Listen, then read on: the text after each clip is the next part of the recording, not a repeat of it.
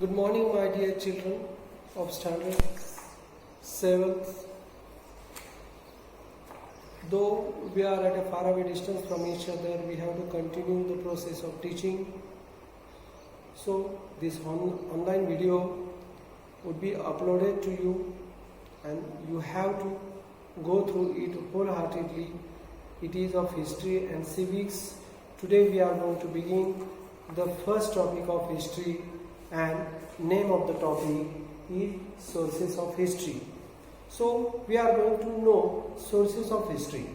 So in the beginning, to your right side, if you have a textbook and if you have opened it, on page number 1, some physical sources have been given. Memorials, forts, copper plates, coins, inscriptions, cave sculptures and buildings. These are physical sources. Why they are known as physical sources? They are known as physical sources because we can sense them, we can see them, we can check forts, copper plates, coins, inscriptions, cave sculptures, buildings and memorials. So they are known as physical sources. Now we all have studied ancient Indian history last year. You are in standard 6 last year, and while studying the history of standard 6, you have studied an ancient history of India. Now we are going to know the medieval period of Indian history. We are going to know the medieval period.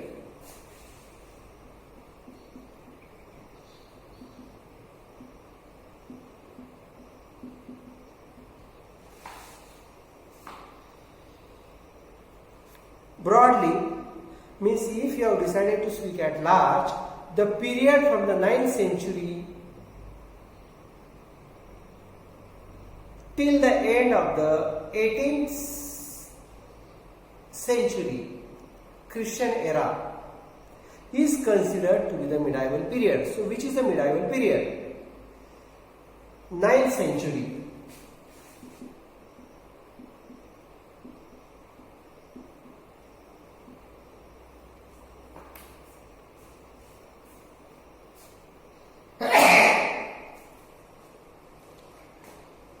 Century to the 18th century.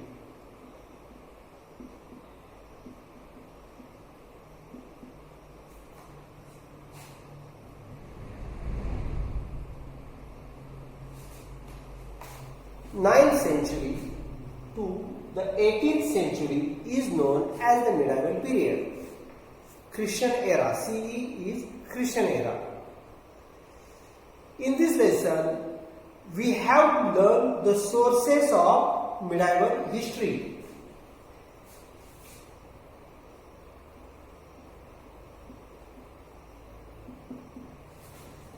Sources of medieval history. Now, what does history offer to us? What does history give to us? A chronological, scientific and systematic account of past events. When past events are given to us in a sequence, scientifically and systematically, the study of history becomes easier. 4 factors are very important from the viewpoint of history. If we have to study history, 4 factors are important. 4 components are important. They are individual, society, place and time. These 4 factors are very, very necessary.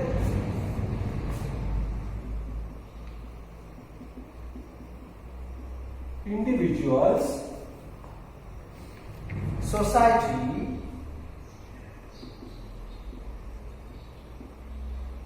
place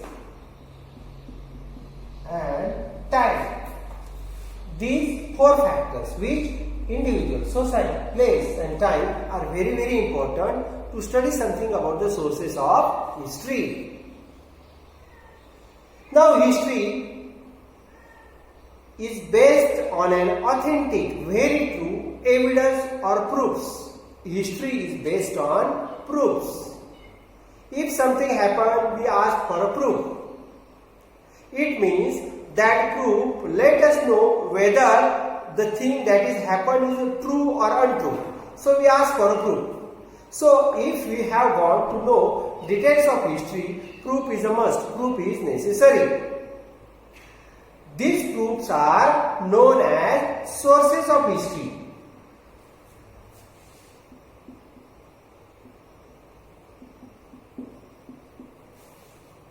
In short, proofs means history. Proofs means sources of history.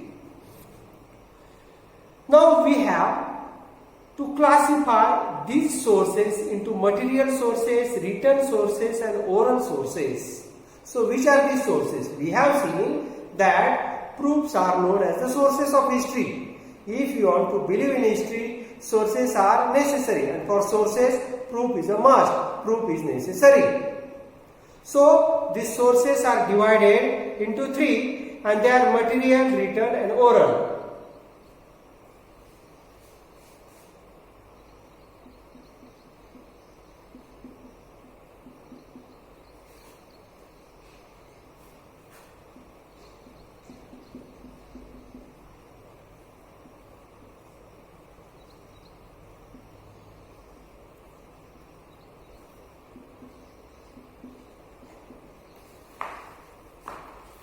Which are the sources? Material sources, written sources and oral sources. If we have to learn more about history, to know about material, written and oral sources is necessary.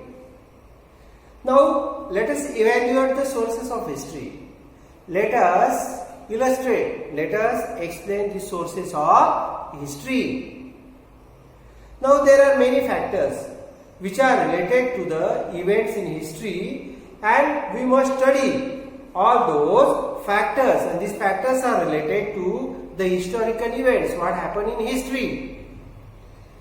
Now if we have to study, if you have to support our study, if you have to study, some support is very necessary to add to your study, and historical sources will definitely support to your study of history. These sources have to be verified. We have to check these sources very carefully.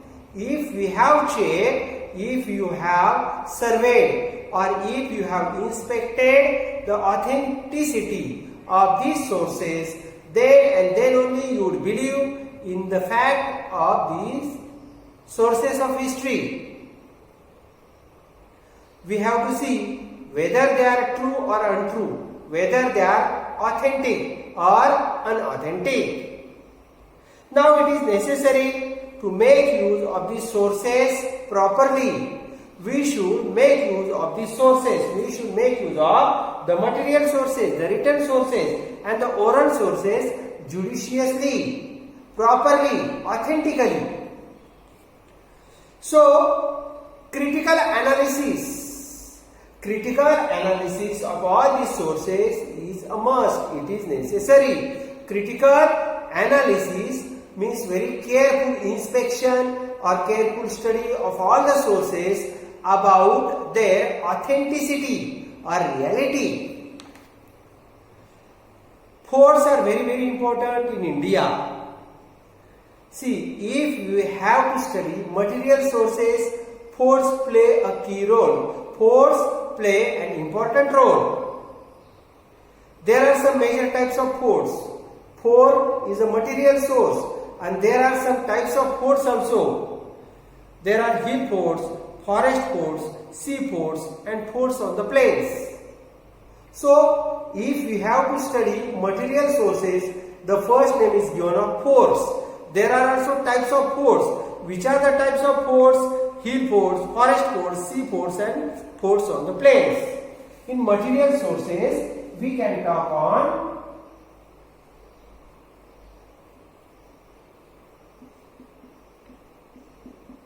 forts. But remember, there are types of forts, and the types are hill forts, forest forts and sea forts and forts on the plains. Now, monuments include samadhis, graves, virgala, and buildings include palaces, ministerial mansions or palaces, queen's quarters or Ranivasa, where the queens were living, the residences of the queens, and also houses of common people. These are also the material sources which are after forts. About which material sources I have told you. See, after the forts there are monuments. Monuments means suppose statue of a particular leader, statue of a heroic, statue of Chhatrapati Shivaji Maharaj, Rana Pratap, Rani Lakshmibai, Tatya Tope, and other freedom fighters. And if there are some things which are available at the place of this statue, they are also termed as monuments. So, monument is a historical place. So, monument is a historical place. Then, samadhis. Monument means samadhi of a particular person who was known for his bravery and heroics. Graves. Graves means where the corpses or where the dead bodies or where the dead remains of these people were buried, the places of burial. Virgala, and buildings which include palaces, buildings or mansions of ministers. Queen's quarters means where the queens had been living. It is also known as Ranivasa, and also houses of common people. So in short, I would write here monuments and buildings.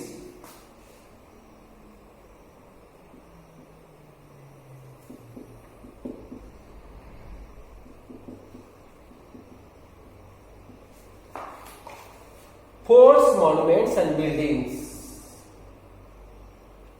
Material sources.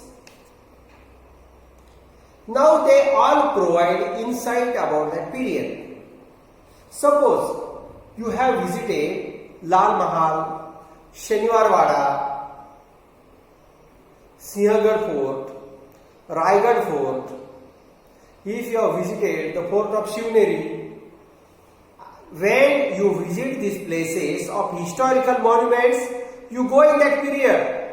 You think that if you have visited Shivneri Fort, then you visit the place of his birth, then you think that Shivaji Maharaj must have played in his childhood here. Shivaji Maharaj's mother, Jijamata, must have sung a lullaby to make Shivaji Maharaj sleep. So you go in that period. When you visit any of these historical monuments, I have given you an example of the Shivneri Fort. Suppose you have visited Shaniwar Wada, you think of Srimant Bajirao Peshwe, you think of Nana Fadnavis, you think of Raghunath Rao Dusra. So you go in that period when you visit these places. When you visit Lal Mahal, you think that Chhatrapati Shivaji Maharaj must have cut off the fingers of Shaiste Khan in this window. So that event stands in front of you in imagination. This is the importance of material sources. So in short, it is said that these places, forts, monuments and buildings provide insights about that period. When you look at them, you come to know about the development of architecture. When you visit Shaniwar Wada, you check how advanced the development of architecture in the time of Srimanta Bajirao Peshwe. When you visit the Sinhgarh Fort, you come to know about the development of architecture of building the forts during the time of Chhatrapati Shivaji Maharaj and Tanaji Manusare. You come to know about economic conditions. How much amount these people must have spent on building the forts and historical monuments. style of the building construction. In which style?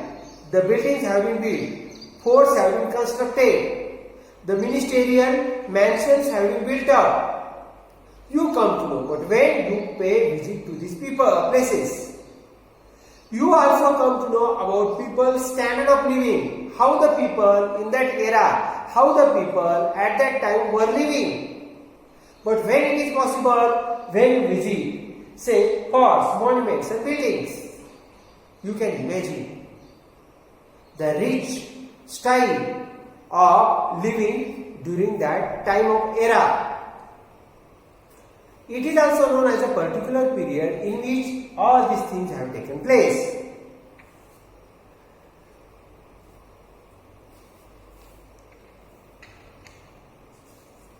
Different rulers have made different coins, and for making the coins,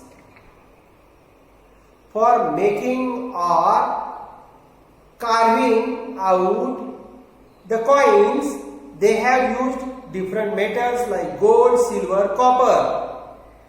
So these coins are also important sources of history. Coins of gold, silver and bronze. From these coins, we come to know about the likes and dislikes of the rulers. We come to know about the period, governance, religious ideas of the ruler of that period. Personal details of the rulers. Similarly, we also learn about the financial transactions. What types of financial give and take? Which mode of currency was used to purchase and sell things? And economic conditions prevailing or available at that time. Now we also see how far metallurgy, the science of metals, how far metallurgy was developed or advanced in that period. Now there were images of Ram and Sita on the coins of Emperor Akbar. Emperor Akbar had inscribed the images of Ram and Sita on the coins during this period when he was minting the coins. When he was minting the coins or when he was making the coins. There were the images of Shiv Parvati on the coins of Hyder Ali. Hyder Ali had inscribed the images of Shankar Parvati, Shiv Parvati on the coins he minted. So we see that there was religious coordination. There was religious coordination among all the castes and creeds. People belonging to different castes and creeds and sects were living happily and amicably together. Differences like today were not developed among them. People of different castes, say Hindu, Muslim, Sikh, Isai, were living together. There was perfect coordination among them. They were engaged into the act of give and take, which made their life happy and easy. The Peshwas used Arabic or Persian language on their coins. When the Peshwas minted coins, when the Peshwas made coins, they used the Persian or the Arabic language on their coins. And all these things throw light on the use of language in that period. What does it tell us? What do we come to know about because of this? That the Peshwas and the rulers and the kings were making use of language while minting the coins, while making the coins. An inscription is a carving on a stone. What is the meaning of an inscription? Underline. An inscription means carving.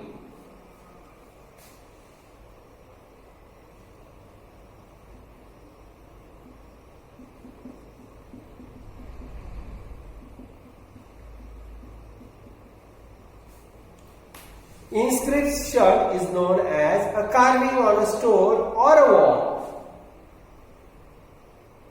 For example, some inscriptions have been found in the Brihadishwar temple, which is built up in Tanjavur.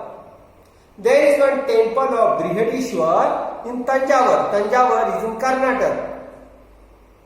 Tanjavur was the capital of Vyankoji Raje, the stepbrother of Chhatrapati Shivaji Maharaj. There are many such inscriptions of the period of Chalukya, Rashtrakoot, Chol and Yadav kings have been found. So, on page number 2nd, after the second paragraph, see, 2 coins of the Peshwa period have been printed. Below the coins of the Peshwa period, there are 2 coins of Hyder Ali. Below given are the coins of Hyder Ali, these 2, and upside coins of Peshwa are given. So these coins suggest that there was influence of language while minting them. During the period of Chalukya, Rashtrakoot, Chol and Yadav, these were the kings, the Chalukya kings, the Rashtrakoot kings, the Chola kings and the Yadav kings. There were such inscriptions taken place. Inscription means carving on a stone, carving on a wall. If we have written something on a stone, if we have written something on a wall, it is known as an inscription. It is known as inscription. Now, an inscription is considered to be a very important and reliable source of history. This inscription is a reliable source. It is a reliable source of history. We must believe it. It helps us to understand futures. These inscriptions help us to believe languages, creeds, social life of that period. How do we come to know? By reading the inscriptions or carvings on the walls and stones, we come to know about the languages, creeds, social life of that period. Inscription carved on sheets of copper are known as copper plates. Some messages, some sentences have been written in the form of it is known as copper plate. Royal edicts, verdicts are inscribed on copper plates. If a judgment is passed by a king or an emperor, if a verdict about a judicial case is passed by the king or an emperor, it is carved or written on copper plates. If there is any command or order of kings or emperors, it will be known as a royal edicts. It will be inscribed on copper plates. So, this was all about material sources. This was all about material sources. Now, I will just tell you briefly about written sources and we will conclude today's lecture. Now we learn about important historical events. We come to know about important historical things in the medieval period of time. But which sources tell us about these historical events? Which sources tell us about these important historical events in the medieval period? See, writing styles of scripts. Devanagari, Arabic, Persian. Devanagari, Arabic and Persian are the languages. So, the materials or the things which are written in this languages enable us to know what happened during that medieval period. Modi is also known as a script. So, these are the varieties, these are the types of different languages. And Bhurjapatra, religious manuscripts, treatises means holy books, edicts, orders, decrees, biographies, paintings. So through all these things we come to know the historical events in the medieval period. Now we can gather information about the food items people during that era were eating. Attire, what types of dresses they were putting on. Food they were having. Conventions or meetings, gatherings. And rules of conduct of the people. How people should behave in society is known as rules of conduct of the people. Festivals people celebrated during that time. Festivals people celebrated during that period, in the medieval period. It means food that people eat, dresses they put on, meetings they attended, and rules of their behavior in the medieval period were also known to us through all these things, through all the languages. Which are the languages? Devanagari, Arabic, Persian and Modi. We come to know about all these things through these various sources. Now these sources are called written sources.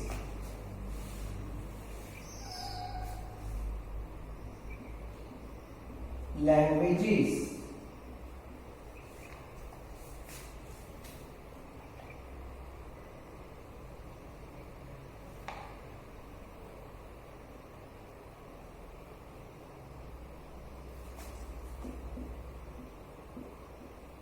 Bhurjapatras.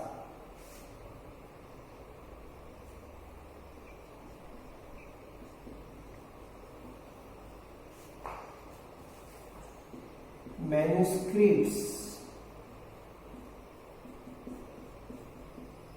Handwritten. Manuscripts means handwritten materials. Treatises. Treatises means holy books like Ramayana and Mahabharata. If you have written a book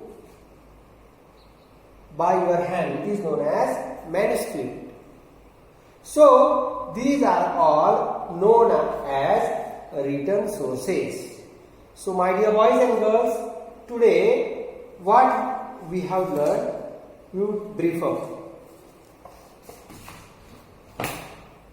The lesson was sources of history, and we have to study medieval period.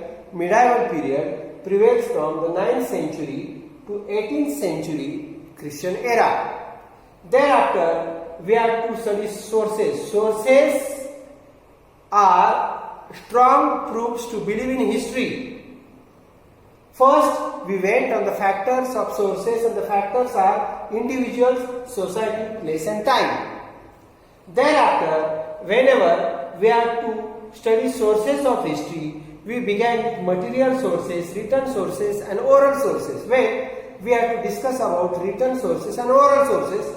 But in today's period, we briefly discuss about material sources, and before concluding today's lecture, we also discuss something about written sources. It means what are the material sources and written sources we have discussed. Now, in the next lecture, again we will brief up of written sources as well as oral sources.